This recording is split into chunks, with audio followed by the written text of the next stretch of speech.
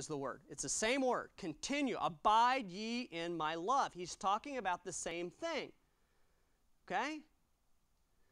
We're not abiding in him if we don't trust him in his love toward us. He continues to talk about love. These things have I spoken unto you, that my joy might remain in you, and that your joy might be full. This is my commandment, that you love one another as I have loved you. He starts talking about this love thing. Why is he talking about the love thing when he talks abiding with him? There is no substantial fellowship with any person, a friend or a spouse, that's not built on the trust that you know that person loves you. Let me say that again. When a relationship is strong, you believe and you live and you feel and you enjoy the fact that the other person loves you.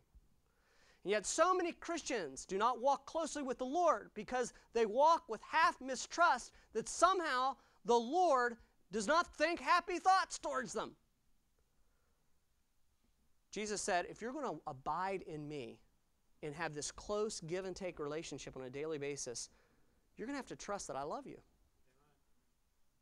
Okay, all that stuff, all the ability for him to do that is not even in question.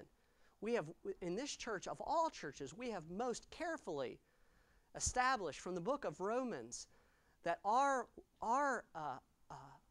view of our Father towards us is not performance-based, but is grace-based from what he did on the cross. And so he is allowed to love us.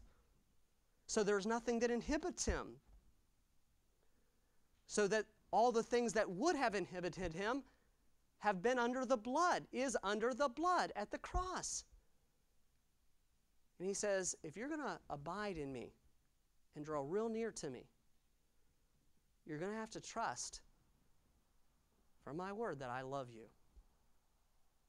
You're going to have to let that love be enjoyed by you. It's not long after that, verse number 11, from love he plunges into the way of a person who walks with him because they trust, they just believe his words. Over and over. Has he not confirmed to us at the end of Romans chapter 8, has he not confirmed to us that nothing shall separate us from his love? Did we not just preach on that? Shall this. No, and all these things we are more than conquerors. I am persuaded, I am convinced that nothing shall separate me from his love. We're going to pull the brake and we're going to stop here. But the Lord wants us to walk with him. Tonight, we see that that's a give and take relationship. It's a two-way union. Second thing we see, that it has everything to do with his words abiding in us. Okay, and here's the connection of the love. So often in the New Testament, he has told us and taught us that his view towards us, his words, are love towards us. That we can enjoy walking with Jesus constantly in a daily basis. That we're not under the oppression of sin. There's no condemnation to us who walk in Christ.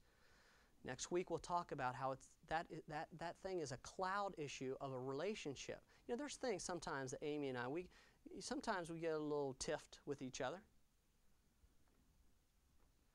But I never doubt her love for me, and she never doubts my love for her. And so Jesus, we are to walk in that close fellowship. We're allowed to. What a difference that makes in the day of a Christian concerning joy. Would you stand, please? Let's go to the Lord in prayer.